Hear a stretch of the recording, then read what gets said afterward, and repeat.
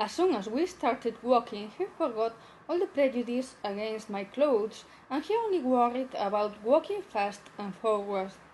My flowery slippers didn't turn out to be very useful at the beginning, but after a few kilometers of badly made stones and rebel branches, I got used to the path and I stopped thinking about my clothes too. In my crass ignorance, I thought the outskirts, the sea, our destiny was near. But the day moved on, and as the night threatened, I looked at Damien's bag with more avid. I hoped that in his infinity foresight had remembered to put into the bag something to eat or maybe something to drink. And on the top of everything, the sound of the invisible by the undergrowth river didn't make more but increase my necessities. Have a hero leading me didn't make things easier, one that didn't know the meaning of the word necessity. But it also didn't matter because we didn't stop to sleep, not even to rest a single second. And the most strange of all was that once I didn't feel my feet, my legs and my stomach, I kept on walking with the same determination than Damien. We moved forward and the undergrowth was disappearing. The mountain became a leafy forest with paths kindly carved by the trees' leaves. The river sounded nearer, and the air smelled more and more of sweet flowers. And the morning light blotted the pain and the necessity out, showing us a different scenery. Yes, they were trees, but different. The river was widening, and by the midday, with the sun trying to come out of the clouds, Damien stopped walking, turned back to me, turned around, and dropped the bag on the ground. "I'm getting hungry," he said peacefully. Luckily for him, he hadn't told me exactly what he had dreamed about, because if he had, would end into the river.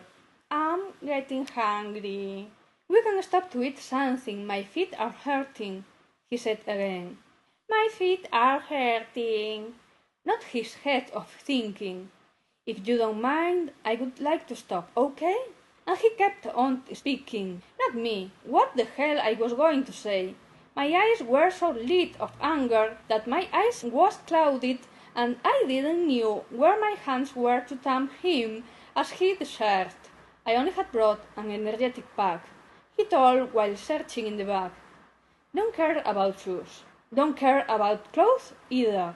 But that the swine hero pretender told me not to eat because I hadn't wanted to go home when he had half kidnapped me and swept in a runaway that didn't seem to have a happy ending because the sea hadn't appeared yet, and back home, supposing I knew how, would mean death. Say it now," I ordered. He opened wide his eyes and with his hands still in the bag broke the pack in two. The stick, of course, but he offered the whole drink, and without any condition, not even give him half bottle. He invited me to drink. I drank it all. Yes, I did. I knew there was no drink left, but I drank it all.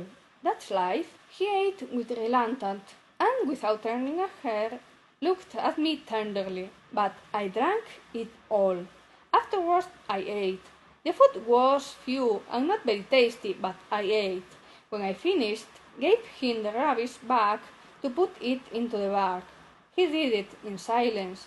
He hadn't said a word since I threatened him to share the food. Taking advantage of the peace, I laid down to sleep. I was almost closing my eyes, listening to the relaxing sound of the water and the chirps of the birds in the trees. At the right point I heard a noise, not like the ones I have described. I didn't mind, but the sound backed again. I opened the eyes, and I couldn't see anything strange. The sound backed once more. I woke up. I looked around and saw Damien drinking. It wasn't necessary to say anything. "I brought two. That's why I let you drink the other," he explained with his calm. "That's why I let you drink the other." Had he let me? "Thanks," I said ironically. "Don't take it like that. You drank not caring about me at all," he answered. "Exactly. You didn't let me," I clarified. "Excuse me. I didn't want to give any new ones, he said with sarcasm. Sure, but you can't help my remorse. I went for it. You drank the entire bottle because you wanted to. So what your remorse are of use for? Damian asked. For nothing. They weren't of use at all. Either I didn't have any. I just had said it to ruin the sweet. Which remorse would have I?